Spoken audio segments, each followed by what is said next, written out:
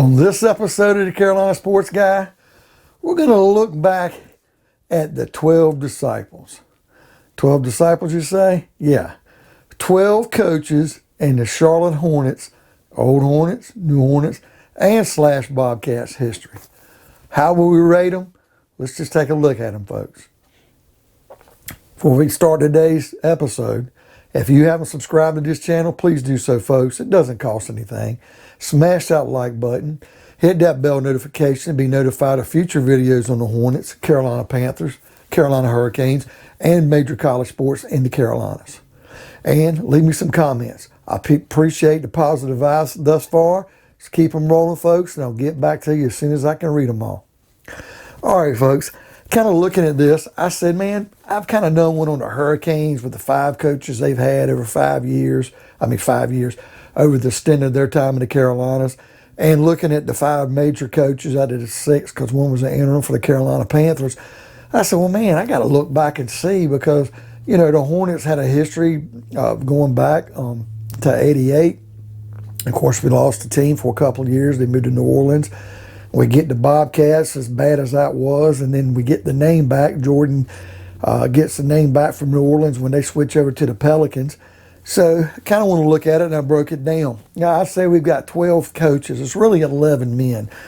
But, man, I looked at one of these guys who've coached the Bobcats, and he coached the original Hornets. And I had to separate them because if I put them together, I get a mixed bag. And we'll get to them in a minute. Now, number 12 on this list was a Charlotte Bobcat coach by the name of Mike Dunlap.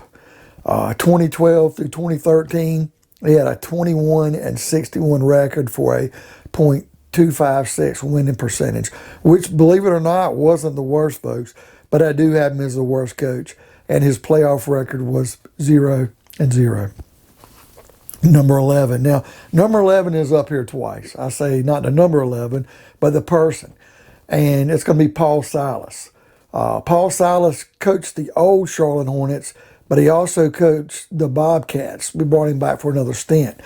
The 2 years he coached the Bobcats, 2010 through 2012, that's going to be him at number 11. I had to separate the two. There's no way I could combine them. He had a 32-88 overall record, .267 winning percentage, 0-0 in the playoffs.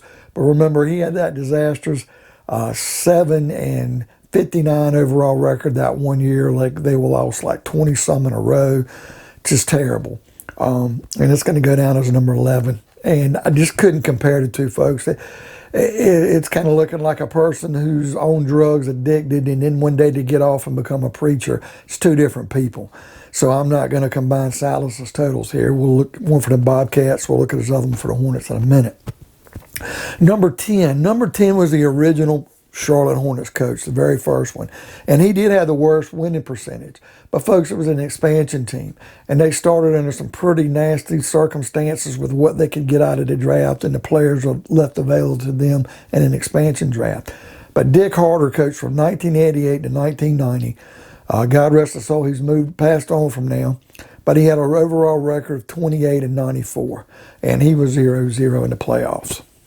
Number 9 would be the man who kind of took his place, our second head coach, Gene Littles. And Gene Littles only coached, I guess, a little over a year, maybe about 2 seasons, 1990 to 1991. If you remember, Gene Littles actually came out of High Point College, and he played some of the history of the Carolina Cougars in the ABA. Become our second coach. He had a .298 winning percentage, 0-0 in the playoffs. But yeah, he's number 9 on our list. Number 8 was the second Charlotte Bobcats coach, Sam Vincent. Coached from 2007 to 2008. That one year, he was 32-50 for a .390 winning percentage, 0-0 in the playoffs. Nothing to write home about. He wasn't terrible, but he wasn't good either. Number 7 on the list has had a pretty good coaching record with other teams. I remember he coached the Seattle Supersonics one time. Bernie Bickerstaff, 2004 to 2007, 3 years, I believe, when the Bobcats first come back. And it was like starting an expansion team over again, so maybe I'm not giving him a benefit of the doubt. But he had a 77-169 overall record for a winning percentage of .456.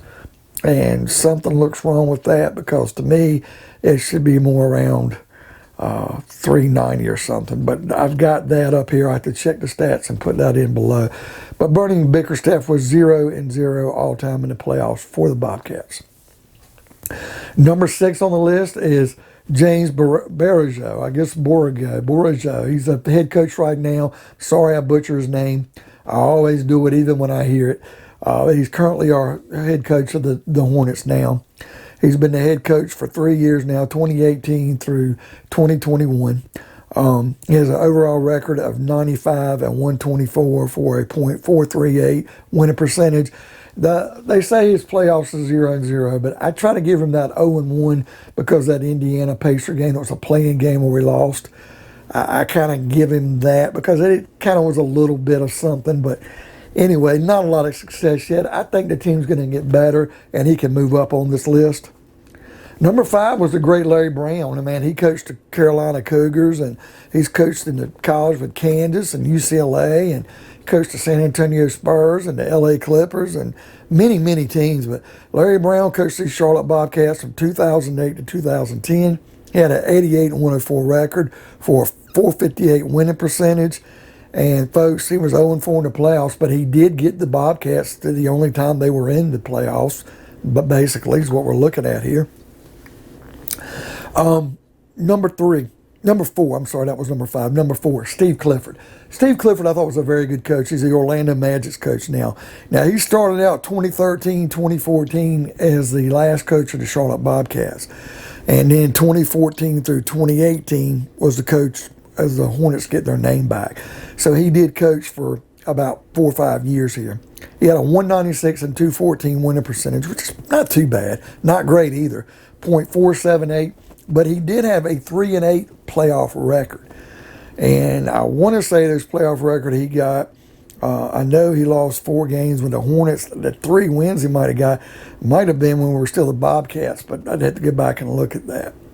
And then again, his playoff record could have been mixed with what he did in Orlando as well. But, just wasn't quite good enough. Always around 500. Seemed like he always finished 9th, one spot out of the playoffs.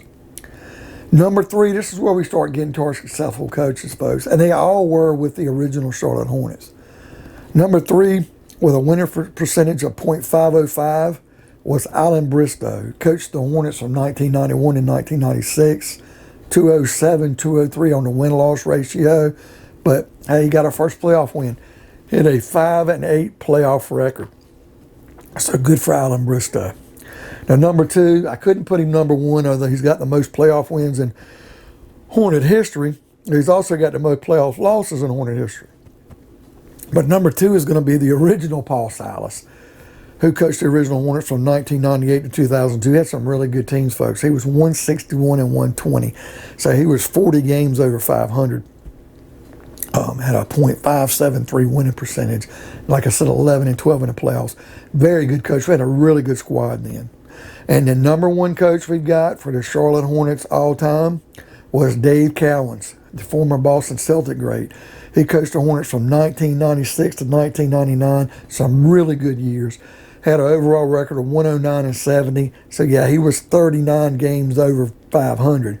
Had a .609 winning percentage.